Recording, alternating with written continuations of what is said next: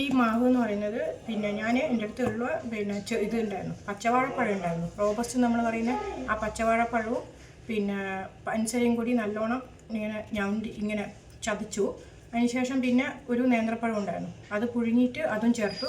അതിലേക്ക് ഒരു കുറച്ച് മൈദ ഉള്ളത് എൻ്റെ അടുത്തുള്ളത് ഞാൻ കൊണ്ട് ഇട്ടതാണ്. അപ്പോൾ ആ മൈദ കുറച്ചിട്ടു.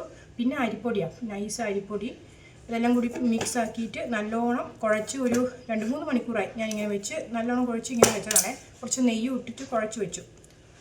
ഇതെന്ന് പറയുന്നത് പിന്നെ തേങ്ങ നെയ്യിൽ വറുത്തിട്ട് പിന്നെ ഏലക്ക പൊടിച്ചതും പിന്നെ ലാസ്റ്റ് ഞാൻ ഇതുണ്ടായിരുന്നു ബദാം ഡ്രൈ ആക്കി വെച്ചതായിരുന്നു, ഡ്രൈ ഫ്രൈ ആക്കിയിട്ട് വെച്ചതായിരുന്നു. അതും പൊടിച്ചിട്ട് ഇത് ചേർത്ത് വെച്ചിരിക്കുകയാണ്. ഇതിനി ഒന്നും ചെയ്യില്ല, ഞാനിതിങ്ങനെ ഉണ്ടയാക്കിയിട്ട് അതിലേക്ക് ഈ നമ്മൾ അട ഇല്ലേ, ഇത് അട വെക്കുന്ന പോലെ ഇത് ഉരുട്ടിയിട്ട് അതിൻ്റെ ഉള്ളിലേക്ക് ഈ തേങ്ങ നിറച്ചിട്ട് ആവി വെക്കാൻ പോവാണ്. എന്താ ഒരു ഇത് റെഡി ആയിട്ടുണ്ട്. ഒന്നുമില്ല, വെറുതെ ഞാൻ ഒരു പിന്നെ മാവ് ഇങ്ങനെ കുഴച്ചിട്ട് വട്ടാക്കിയിട്ട് ഇത് ആവിയിലേക്ക് വേണ്ടിയിട്ട് വെച്ചു.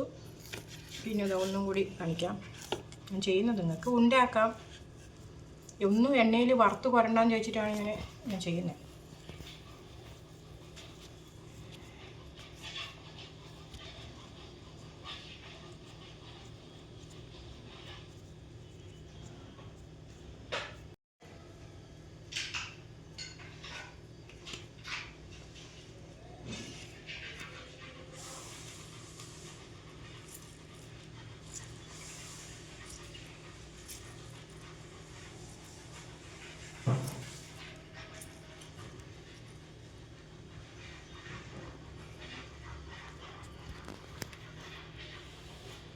നല്ല മണം വരുന്നുണ്ടല്ലേ.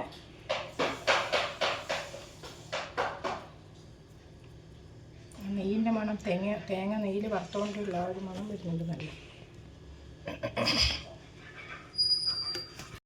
അങ്ങനെ ഞാൻ 4 റൗണ്ട് ഷേപ്പിലും ഇങ്ങനെ ഈ ഷേപ്പിലും അർദ്ധചന്ദ്രാകൃതിയിലും പലഹാരം ഇത് ആവിയിൽ വെക്കാൻ പോവുകയാണ്.